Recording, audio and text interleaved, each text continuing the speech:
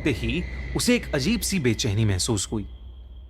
लेकिन जैसे ही उसने मूर्ति को छुआ, उसे बेहद अजीब सा लगने लगा। उसे घुटन महसूस होने लगी और उसे सांस लेने में अचानक बहुत ज्यादा तकलीफ होने लगी। कमला ने घबराकर उस मूर्ति को वापस नीचे रख दिया। कमला को डर लग रहा था और वो कमरे से बाहर ही जा रही थी कि उसके पैर में कुछ भारी सी चीज आकर लगी। जब कमला ने ध्यान से देखा, दोस्तों हम खूनी मंडे पर 300 से आंखों देखी का पहला एपिसोड देखना मत भूलना, लिंक पिन कमेंट में। तो वहां एक इंसानी खोपड़ी, एक स्कल उसके पैरों में पड़ा था।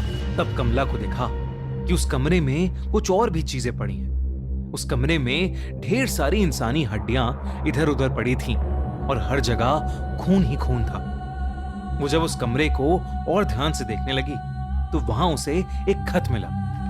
उसने खत उठाया और उसे पढ़ने लगी। खत में लिखा था कि वो मूर्ति श्रापित है और इसने उनके पुरखों को भी परेशान किया है। ये सब पढ़ते ही कमला को अपने पिता की चीख सुनाई दी और वो मूर्ति अपने आप जोरों से हिलने लगी। कमला को एक अजीब सा भारीपन महसूस होने लगा, जिसके बाद वो एकदम से बेहोश हो गई। कमला ने जब अपनी आंखें खोली तो वो अपने कमरे में ही थी और सब परिवार वालों ने उसे घेर रखा था। कमला उन्हें सब कुछ बताने लगी, लेकिन सबने उसको बताया कि उन्हें वो घर के ड्राइंग रूम में बेहोश पड़ी मिली थी और शायद ये उसका कोई बुरा सपना था। उन्होंने कमला को दवाई दी और उसे सुला दिया, पर उस रात कमला हमेशा हमेशा के लिए बदल गई। अजीत बाकी रातों की तरह डिनर के बाद वॉक करके कमरे में आया तो उसने देखा कि कमला बिस्तर पर नहीं, बल्कि कमरे के एक अंधेरे कोने में दीवार की तरह डिनर के बाद वॉक करके कमरे में आया तो उसने देखा कि कमला बिस्तर पर नहीं, बल्कि कमरे के एक अंधेरे कोने में दीवार की तरफ मुंह करके जोर जोर से हंस रही है।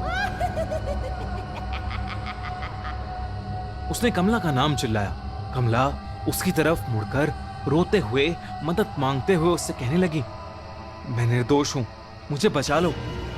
कमला को इस हालत में देखकर अजीत टूट गया और वो उसे गले लगाकर शांत करने लगा। किसी तरह उसने कमला को शांत करके बिस्तर पर लेटा दिया और वो रात जैसे तैसे बीत गई। पर अगले दिन कमला की तबीयत और ज्यादा बिगड़ने लगी। अगर कोई भी उसका नाम लेता तो वो उसकी तरफ मुड़कर उसे जान से मारने की धमकी देती। कमला की शक्ल भी अब बदलने लगी थी। धीरे धीरे उसका चेहरा सफेद पड़ने लगा था, आंखों के नीचे काले गड्ढे हो गए थे और वो पागलों की तरह बिहेव करने लगी थी।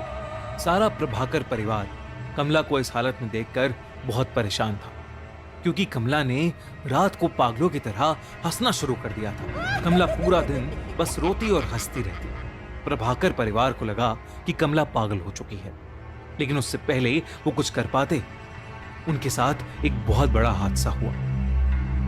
एक दिन शाम को कमला के ससुर अपने रूम में बैठकर चाय पी रहे थे, जब उन्हें एकदम से अपनी पीठ पर ऐसा महसूस हुआ कि जैसे उनकी पीठ में कोई नुकीली चीज घुसा दी। उन्होंने दर्द में जब मुड़कर देखा तो कमला वहां खड़ी पागलों की तरह हंस रही थी। कमला के हाथों के नाखून कमला के ससुर की पीठ के अंदर थे।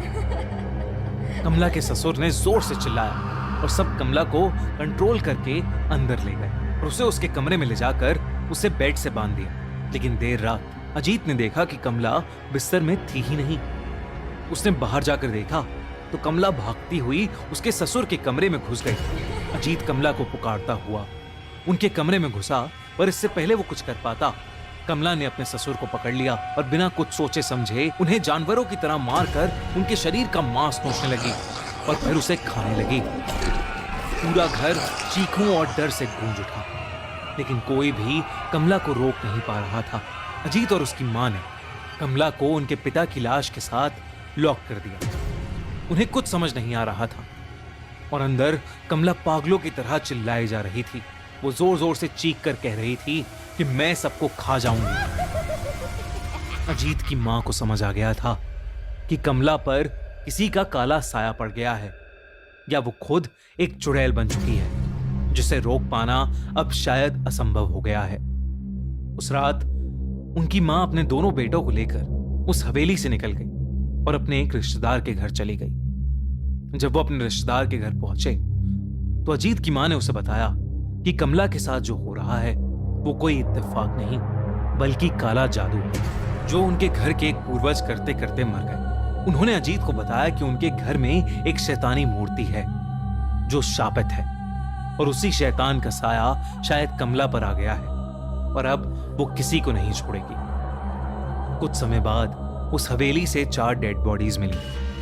अजीत के दोनों पेरेंट्स और कमला, सबकी डेड बॉडीज को वहां से ले जाया गया। राजेश उस दिन के बाद कहीं गायब हो गया। लोग कहते हैं कि आज भी उस हवेली में कमला की आत्मा भटकती है और वो किसी को नहीं बख्शती और अगर कोई भी उस हवेली में गया तो वो उसकी जान ले लेगी और इसीलिए आज तक वो हवेली वीरान पड़ी है।